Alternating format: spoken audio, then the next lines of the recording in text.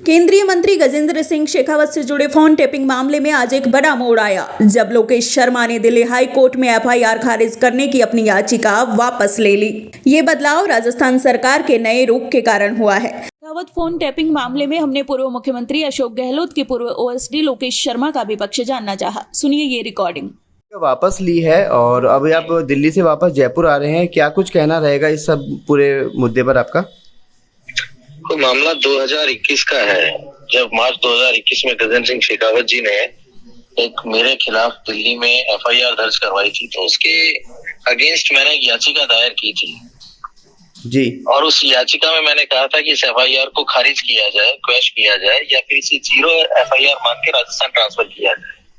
और उसी पे अभी तक हाई कोर्ट में हम आर्ग्यूमेंट्स कर रहे थे, लेकिन पिछले 2-3 महीने में जिस तरीके से सिनेरियो बदला है और मैंने जो इन्वेस्टिगेशन में सहयोग की भूमिका निभाई है, तो उसके बाद मुझे लगता था कि इस याचिका का कोई औचित्य नहीं रह जाता है। इसी को सोचते हुए मैंने अपनी याचिका आज वापस ले ली और याचिका दायर करने के बाद जिस तरह से जब मुझे अंतरिम रिलीफ या प्रोटेक्शन हाईकोर्ट की तरफ से मिला था नो कोरेसिव एक्शन का, क्योंकि पुलिस मुझसे पूछताछ कर सकती थी लेकिन मुझे गिरफ्तार नहीं कर सकती थी। अब जैसे ही ये आज मैंने अपनी याचिका वापस ली है, तो वो जो मुझे इंटरिम रिलीफ मिला हुआ था वो नल एंड वॉइड हो गया, निरस्त हो गया है।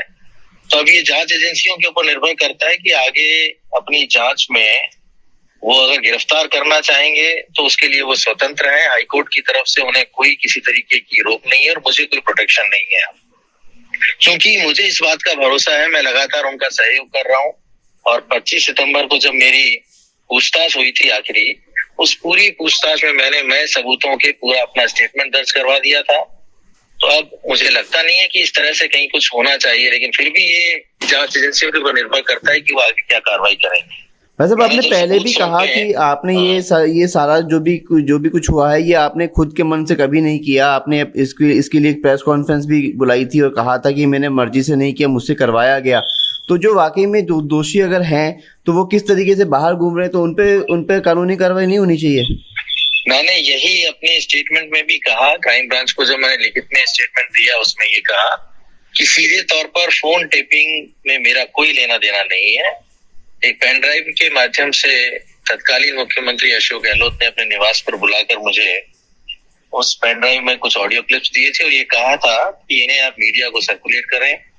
चूंकि मैं उनके ओएसडी के रूप में काम कर रहा था, जो मुझे दिशा निर्देश दिए जाते थे, जो मुझे कहा जाता था, वही मैंने किया। तो जब मैंने सारे सबूत उस घटना से संबंधित जांच एजेंसियों को सौंप दिए हैं और ये कहा है कि पूर्व मुख्यमंत्री अशोक गहलोत के निर्देशों पर मैंने ये ऑडियो क्लिप्स सर्कुलेट किए। अब उस पेन ड्राइव में ऑडियो क्लिप आए कहां से, इसकी जांच उनसे होनी चाहिए। पूर्व मुख्यमंत्री अशोक गहलोत से पूछताछ होनी चाहिए कि वो जो ऑडियो क्लिप्स थे वो उस पेन ड्राइव में उन्होंने लीगली इंटरसेप्ट करके रिकॉर्ड किए थे या इलीगली किए थे। यानी मेरी भूमिका जहां तक थी उसका स्पष्टीकरण मैं पूरे तरीके से मैं सबूतों के दे चुका हूं। आगे जो भी पूछताछ होनी चाहिए, मेरा तो ये आग्रह रहा है जांच एजेंसियों को भी, और ये कहा कि अगर इसकी तह तक जाना है तो पूर्व मुख्यमंत्री अशोक गहलोत से पूछताछ करें और उस समय के तत्कालीन जो भी अधिकारी थे उनसे इस बात की पूछताछ करें कि ये इंटरसेप्शन कैसे हुआ, तो वही बता पाएंगे जी। मैंने तो सिर्फ मुझे जो दिया गया वही मैंने मीडिया को सर्कुलेट किया। पिछली सुनवाई में 27 सितंबर 2024 को राजस्थान सरकार के अतिरिक्त महाधिवक्ता शिवमंगल शर्मा ने दिल्ली हाईकोर्ट के सामने राज्य का नया रुख प्रस्तुत किया। उन्होंने बताया कि अब राजस्थान सरकार को दिल्ली पुलिस की जांच पर कोई आपत्ति नहीं है और राज्य इस जांच में पूरा समर्थन देने को तैयार है। इस बदले रुख के बाद लोकेश शर्मा ने अपनी याचिका वापस लेने का फैसला किया, जिससे दिल्ली पुलिस की जांच को एक स्पष्ट मार्ग मिल गया है। अब मामले की जांच में दिल्ली पुलिस के सामने कोई रुकावट नहीं है। आपको बता दें, मार्च 2021 में गजेंद्र सिंह शेखावत ने दिल्ली क्राइम ब्रांच में फोन टैपिंग की शिकायत दर्ज कराई थी। जुलाई और अक्टूबर 2021 में राजस्थान सरकार ने हाई कोर्ट में दिल्ली पुलिस की जांच के अधिकार को चुनौती दी। दिसंबर 2023 और अगस्त 2024 में राजस्थान ने सुप्रीम कोर्ट में दिल्ली पुलिस के अधिकार को चुनौती दी, लेकिन 29 अगस्त 2024 को ये वाद वापस ले लिया।